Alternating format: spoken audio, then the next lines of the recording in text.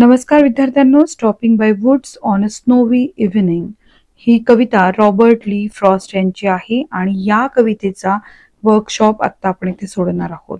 जर तुम्ही समजून उमजून हा वर्कशॉप सोडवला तर तुमच्यासाठी पेपरमध्ये उत्तर लिहिणं जास्त सोपं जाणार आहे.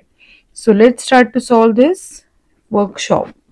जर नवीन असाल चॅनलला तर चॅनलला सबस्क्राईब करा, बेल आयकॉन दाबा. माझं नाव आहे सपना टीचर. पण त्या अगोदर आपण या कवितेत जे प्रश्न आलेले आहेत ते मार्चिंग क्वेश्चन सुद्धा आपण सोडूयात. पहिला प्रश्न आहे, where has the poet stop?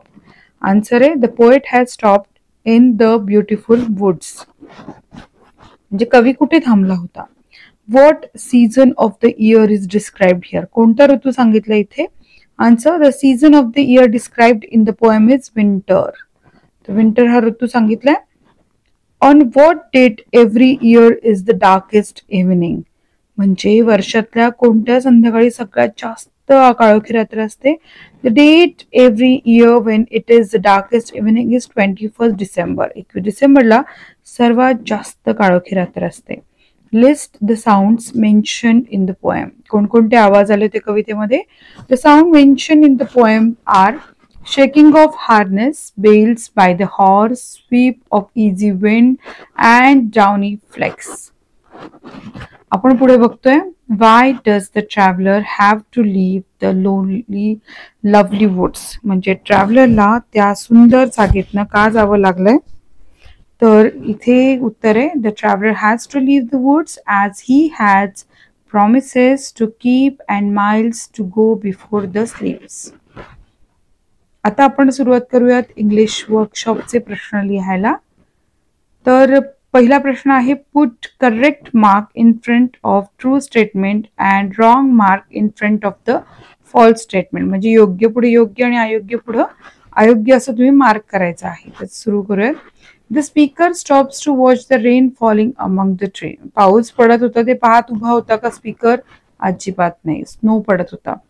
The owner of the woods is known to the speaker. त्याचं म्हणणं होतं की तो ओनर जो आहे त्या झाडांच्या मालकाला तो ओळखत होता. तर हे अगदी बरोबर आहे. The horse is worried about the cold and wants to keep going. कारण घोड्याला त्या थंडीची काळजी होती म्हणून सतत चालत होता. तर हे अगदी बरोबर आहे, कारण त्या कवीला थांबायचं होतं, घोडा चालत होता. The speaker does not emphasize upon the beauty of woods he is passing through. तर हे फॉल्स आहे की त्याला काहीच फरक पडत नव्हता सौंदर्याचा, तो फक्त जात होता, तर असं नाहीये.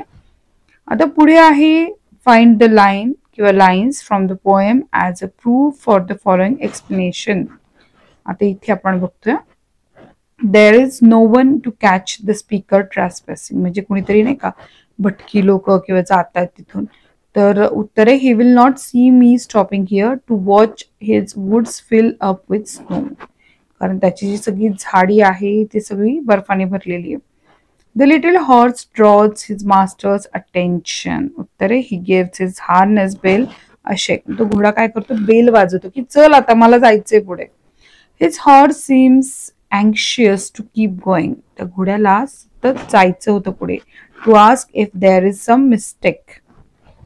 ओके, पुढे, the speaker prefer to stay but is force to move onwards. म्हणजे स्पीकरला थांबायचं होतं पण त्याला पुढे जावं लागत होतं. The woods are lovely. ती झाडी खूप सुंदर होती. Dark and deep, but I have promises to keep and miles to go before I sleep and miles to go before I sleep. Okay, तर कवितेतल्या ह्या ओळी आहेत. The poem is set in the bygone era. Bygone era. तर ते उत्तर आहे, my little horse must think it queer to stop without a farm house near. So इथे कसं क्वेअर नियरचं यमक जुळवलंय. The poem is believed to have a reference to the poet's life itself. What could the following signify? Choose from the bracket below. आता इथे duties and responsibilities, old age, life, death, everlasting peace. The speaker's journey. The स्पीकरची journey कशी आहे? Life दाखवते. Snowy evening old age दाखवते. Lovely deep dark woods म्हणजे everlasting peace. Promises म्हणजे duties and responsibilities. Sleep हे डेथ दाखवते, symbolic आहे. सो कवितेमध्ये इथे पुढे आहे की tell whether the rhyme scheme of the following stanzas is right or wrong. Rhyme scheme सांगायची आपण, कडवी आहेत 4.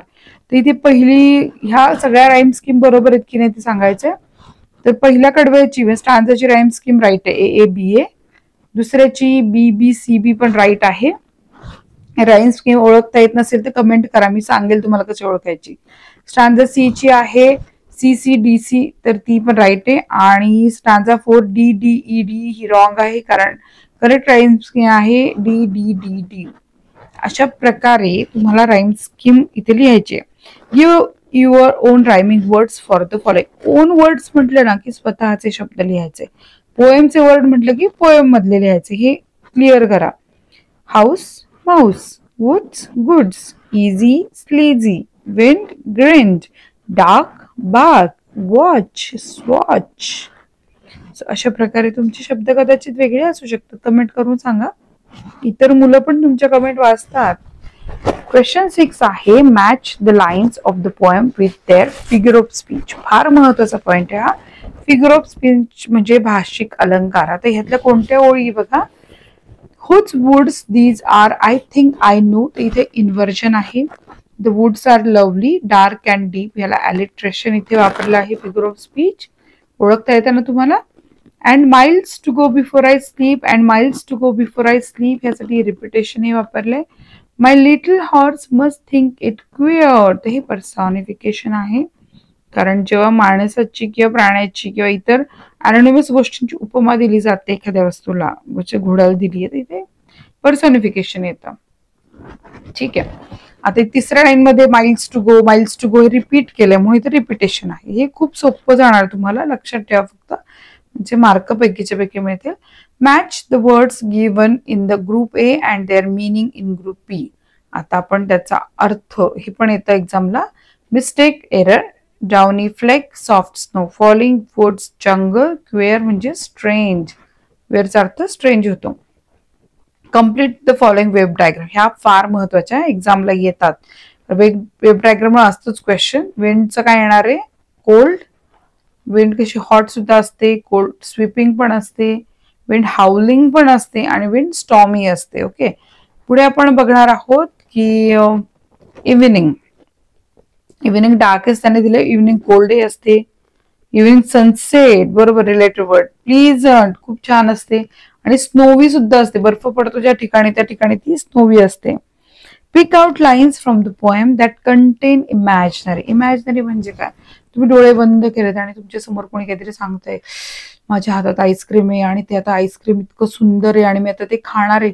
तुमच्या डोळ्यासमोर आले ना आईस्क्रीम, ते जेव्हा अशा प्रकारे की तुमच्या डोळ्यासमोर चित्र उभं राहतं तेव्हा ते इमॅजिनरी असतं. कळलं. टू वॉच हिज वुड्स म्हणजे तुमच्या समोर कवितेतल्या कोणत्या ओळींनी तयार झालं चित्र, तर त्या ओळी बघा.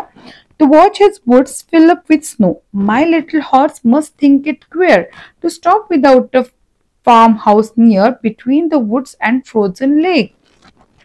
इथे आपल्या डोळ्यासमोर तो घोडा दिसायला लागतो, फार्म हाऊस दिसायला लागतं, सगळं ते स्नो दिसायला लागतो. The darkest evening of the year, the only other sound the sweep of easy wind and downy fleck. The woods are lovely, dark and deep. आपल्या डोळ्यासमोर डायरेक्ट वुड्स झाडीच झाडी दिसायला लागतात. Prepare a set of questions to interview. आता person who has just return from a trek in the woods, म्हणजे एखादा व्यक्ती just जंगलातनं झाडांमधनं trek करून आला, त्याला काय काय प्रश्न विचाराल. How long did it take to complete the entire trek. Second, why did you choose to go on this particular path for the trek. करता का तुम्ही लोक ट्रेक. मीही केलाय बरं का. तुम्ही कुठे ट्रेक केला मला सांगा. Did you do any training before going for the trek, किंवा डू यू ट्रेक ऑफन. मला खूप आवडतं trekking. 5, was there anyone accompanying you in this trek or were you alone? What precautions do you take before going on a trek? मी काय काय काळजी घेतात ट्रेकला जाताना. Did you face any dangers or issues during the trek? What would you say was your overall experience of this trek? Today, what was the best part for you about this trek? Are you planning on going for another trek soon? जायला आवडेल का तुम्हाला. कोणत्या ट्रेकला जायला आवडेल सांगा पटकन. B question आहे, a person who has recently scaled Mount Everest. Mount Everest चढलेला काय कराल तुम्ही, कसे प्रश्न विचाराल. पहिला येईल, was it your lifelong dream to scale up Mount Everest? Second, what was the experience like when you reached the top? काय अनुभव होता तुमचा. A person who has recently scaled Mount Everest, answer. And what training did you go through before scaling Mount Everest? What precautions did you take before starting on your journey? Mount Everest वर जाणं म्हणजे किती काळजी घेतली असेल. Who all were with you during the climb to the top Mount Everest? 6. Did the cold affect you in any way? How long did it take to scale up Mount Everest?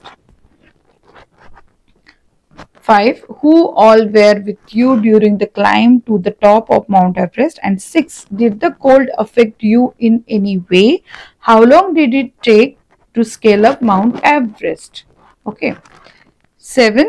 Were there any unforeseen circumstances that you were not expecting?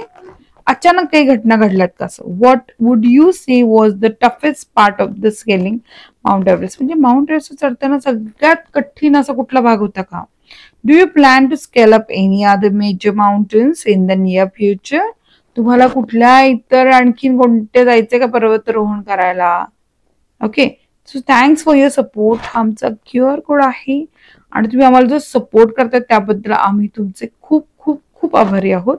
तुम्हाला कुठला video असेल तर comment करून सांगा, आम्ही तुमच्यासाठी upload करू. So thank you so much. Like करा, शेअर करा आणि कमेंट करा आणि सबस्क्राईब करा. भेटूयात नेक्स्ट व्हिडिओमध्ये.